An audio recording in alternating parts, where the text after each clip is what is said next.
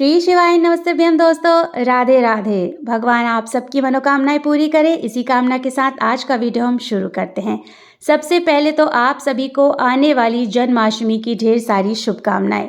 दोस्तों, कई जगहों पर साल 2025 में 15 अगस्त के दिन जो है वो जन्माष्टमी मनाई जा रही है और कई जगहों पर 16 अगस्त साल 2025 को जन्माष्टमी मनाई जा रही है। अगर उदय तिथि के अनुसार देखा जाए तो सही मायने में 16 अगस्त साल 2025 को जो है वो जन्माष्टमी मनाई जा रही है। वैसे मैं अपना व्यक्तिगत राय दूं तो मैं भी 16 अगस्त साल 2025 को पूरे विधिवत तरीके से जन्माष्टमी मना रही हूं। आज आपको इस वीडियो में जन्माष्टमी की संपूर्ण पूजन सामग्री बताने वाली हूं दोस्तों, तो पूरी सामग्री को ध्यान से देख लीजिए और चाहे है तो आप नोट भी कर सकते हैं कि हमें कृष्ण जन्माष्टमी के दिन कौन कौन सी आवश्यक सामग्री लगती है। चाहे तो आप इसे अच्छी तरह से नोट कर लें। चलिए शुरू करते हैं।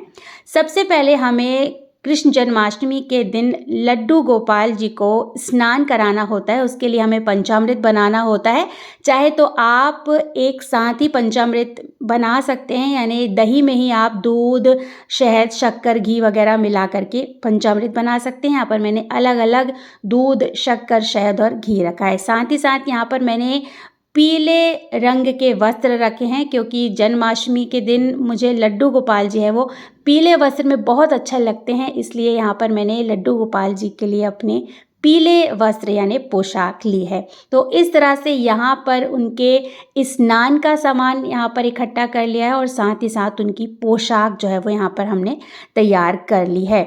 ये तो हो गया स्नान और पोशाक। साथ ही साथ हमें एक चौकी की आवश्यकता होती है और एक झूले की आवश्यकता होती है। अगर आपके पास बड़े लड्डू गोपाल हैं तो आप बड़ा झूला रखिए, छोटे लड्डू गोपाल हैं तो आप छोटे झूले में भी जो है वो लड्डू गोपाल जी को बैठा सकते हैं। यहाँ पर खीरा रख दिया है, क्योंकि खीरे से ही जन्म जो है वो कराया जाता है लड्डू गोपाल जी का। तो अच्छी सुंदर तरीके से चौकी और झूले को मैंने सजा लिया है। चलिए अब देख लेते हैं यहाँ पर भोग में मैंने क्या क्या बनाया है। और सबसे ज़्यादा महत्वपूर्ण होती है खड़ा धनिया जो होता है उसकी पंजीरी। तो यहाँ पर मैंने खड़े धनिया की भी पंजीरी बना ली और साथ ही साथ जो है वो आटे की भी पंजीरी बना ली है।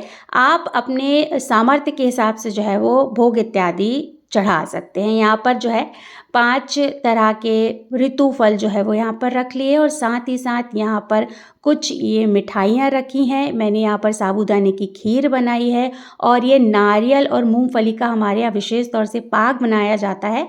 तो इस दिन हमारे साइड पे पाक जो है वो चढ़ाना बहुत ही ज़्यादा महत्वपूर्ण रखता है। यहाँ पर पंचमेवे का पाक बना लिया था, यानी कि 5 मेवे को इकट्ठे करके उसको घी में भून करके इस तरह से हम पाक जमा लेते हैं, क्योंकि यही है जो बहुत महत्वपूर्ण रखता है इस दिन। खड़ा धनिया की पंजीरी और पंचमेवे का यानी 5 तरह के जो मेवे हैं उनका पाक बनाया जाता है।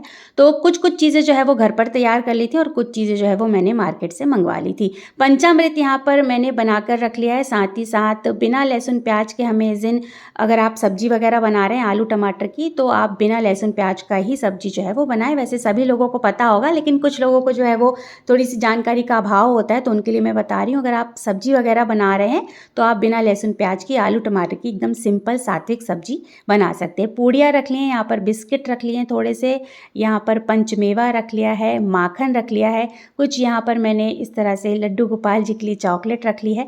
तो इस तरह से भोग जो है वो मैंने यहाँ पर तैयार कर लिया है। ये जो सब्जी है दोस्तों, ये आलू टमाटर की सब्जी है और बिना लहसुन प्याज की सब्जी है। तो इस तरह से जो है भोग हमारे यहाँ तैयार किया जाता है। और माखन मिश्री का तो बहुत ही ज़्यादा महत्वपूर्ण है। तो माखन मिश्री जो है वो इस दिन आप अवश्य रखें। और सारे भोगों पे जितना भी हमने भोग बनाया है उसमें हमें तुलसी के पत्ते जो हैं वो अवश्य रखने हैं, क्योंकि कृष्ण जी के भोग में यानी लड्डू गोपाल जी के भोग में बिना तुलसी के पत्ते का वो भोग ग्रहण ही नहीं करते हैं। तो इस बात का आप लोग विशेष ध्यान रखिएगा। हर एक भोग में आपको तुलसी का पत्ता अवश्य रखना है।